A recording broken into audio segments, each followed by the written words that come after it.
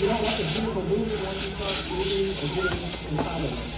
So engineer Johnstone, he's taking the air out of the tires, and then many types of things you can do to do that. A lot of times we use a valve stem with a pair of pliers.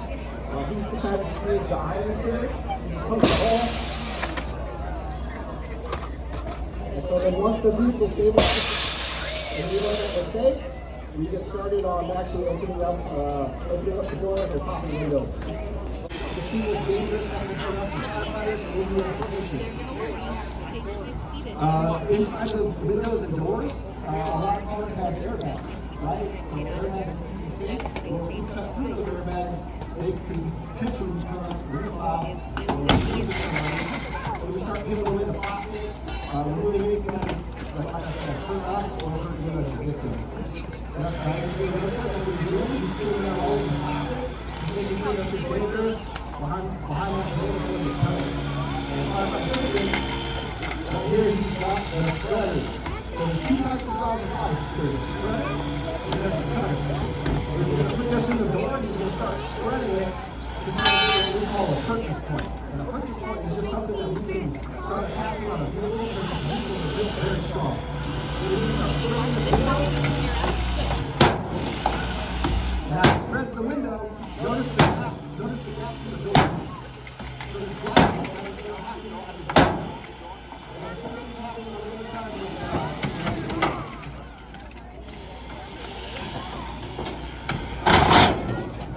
And then in the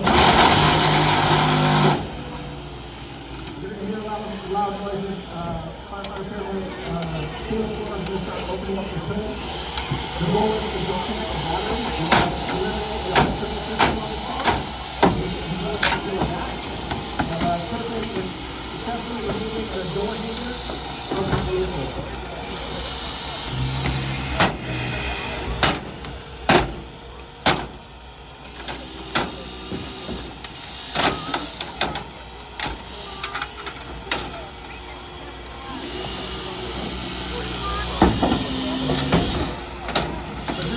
With one tool, he was able to remove the entire door. Every vehicle is built a little bit different, but they all have the same principle, right? So you go after the hinges, and also go after the motor pin. That's what keeps your door locked. He's going to switch tools to the cutters right here. The reason for the cutters is sometimes those motor pins, sometimes there's the strongest metal on the vehicle. So we're going to have to cut the motor pin as well as any of the electrical components. But as soon as that door is removed, then you can see how much room we have to spare metal. And then start offering the vehicle and sending it to the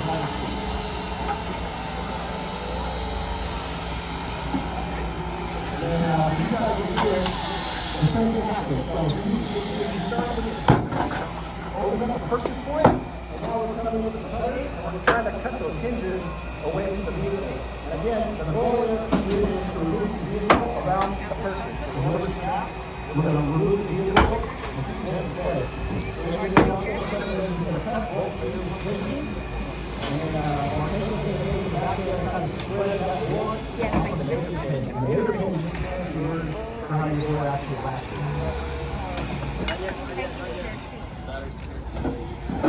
Firefighter Caleb Ford was able to secure the batteries. Like I said, we try to remove all of the electrical systems from this. That way nothing goes off while we're in there, such as airbags, and then it will also kill the horn for us. That becomes a reason.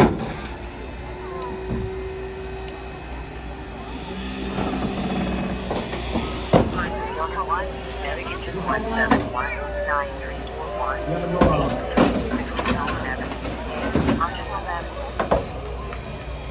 So now what they're going to do, we section off these cars. We call the front. This is the A pillar. This is the B pillar. This has the C pillar. And then the D pillar because it's such a long vehicle. So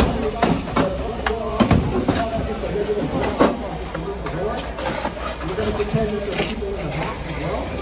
Maybe the back door. And there's a ton of different options on how to do it. There's a way that we can take an entire side at once. One of the things that we practice as a crew, that way the captain can rely on saying, I want to be here or blow out. Then we all know exactly what that means. But here we're just going to take it one door at a time so you guys can see it.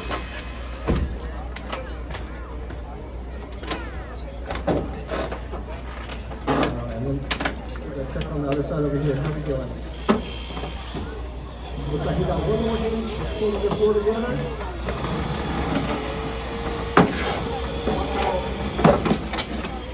Watch how easy that is.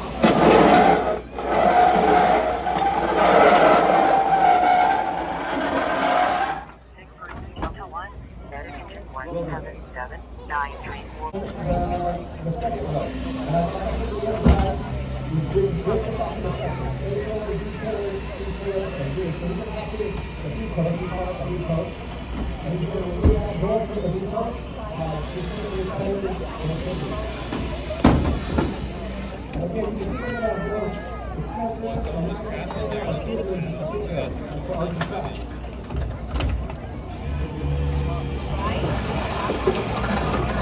He was having a hard time getting the cameras in there. Now, we just use the spreader to make a bigger hole. And they just work as a team, spreading, cutting, spreading, cutting, spreading, cutting.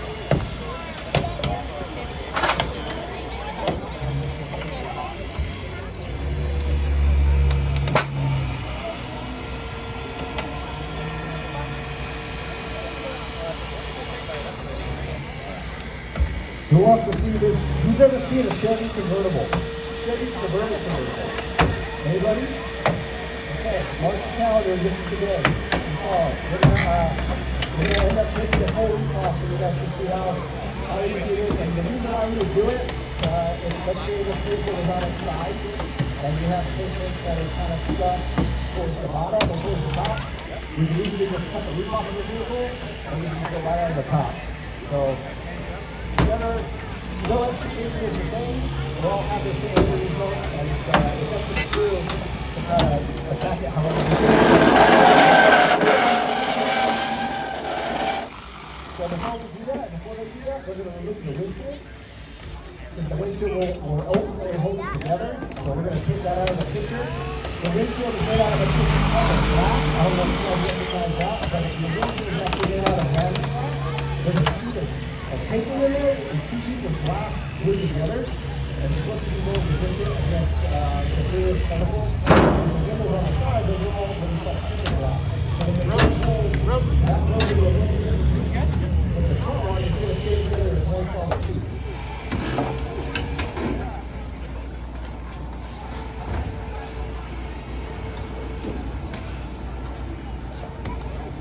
So what Tripping's prepared to do, this is going to call what we call, they're just relief cuts. So we talked about the A pillar. So he's going to cut the A pillar, he's going to cut the B pillar, the C, and then ultimately the D. And you can just hold this roof, whichever way you want. These tools are not heavy, or they're not light. They range around 50 pounds. So that's why it's very important for those future firefighters out there. If you want to join this career, please do it. We have a tour program that you guys can check out. It does take a little bit of muscle and a lot of technique on how to let the tool and what to do. And you can see he's using his shoulder because I'm not sure what 50 pounds in my hand is very brutal. So once you get it on your shoulder, get it cutting, and you let the car kind of hold the tool for you. And I'm going to have you hang right here in the house. So nice and straight along. So fine. So fine. I was going to get out of the way. It just went away.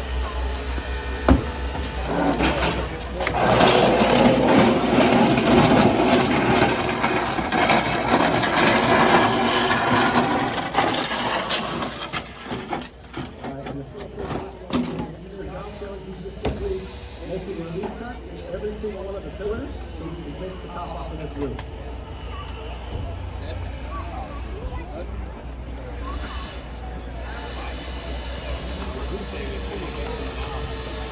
Unknown medical rate, Medicaid 28, and Avenue 4160, United Avenue, between North Piedmont Avenue and Boulder Avenue.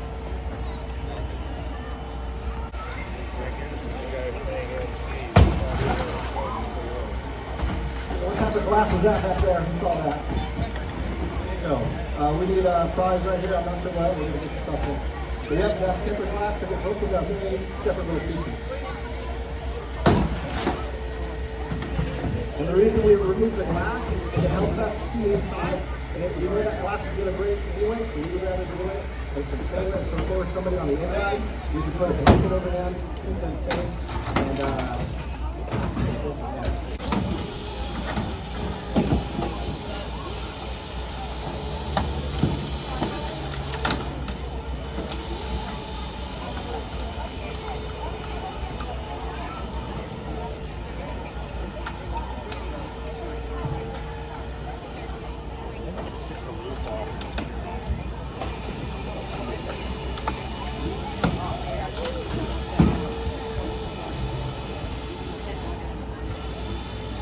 This design, this has additional pillars in the back, so we're going to remove the cuts from there, from where the door would open.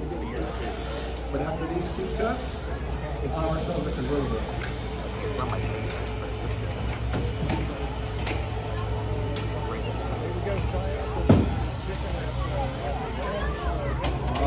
Let's hear for engineer KJ finishing this cut. Let's hear for it. Yeah. So we gotta cut the seatbelts.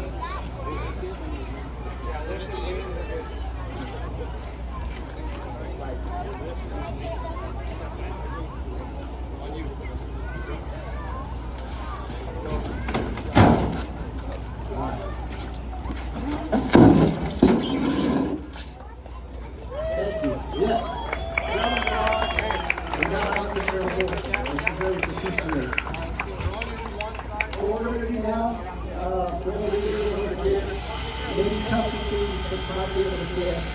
We're going to see it a lot of times in the vehicle accidents that we go on. Obviously, there's a driver. What happens is there's a lot of damage that happens to the front of the vehicle. And like I said, all of that force and inertia's got to go somewhere. And it's designed to keep it off the person. Sometimes these actions, they'll move forward onto the driver, ultimately getting the legs stuck underneath. So we find a lot of drivers with their legs that are pinned. So when that happens, we get all of the doors off of the driver, off of their legs, so we can free them and ultimately move across to where they need to go. So what they're going to do here is they're going to perform what's called a dash roll, and we're going to make relief cuts. So all of that pressure's got to go somewhere. So what they're doing is just they're making 2 relief cuts with the cutters, and then they're going to get their ram in there, and you'll see the ram. It can spread all the way up to 60 inches, so 5 feet you can push. If that wasn't there, the metal would just continue and it wouldn't give us the desired effect that we want. So we put a sharp underneath it, and it allows us to push the metal up, not down.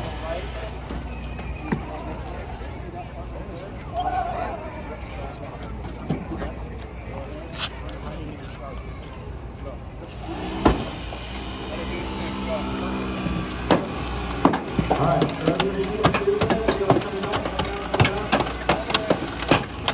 Now we can lift that tire dash off the in that driver's seat. And again, now is when you would remove that.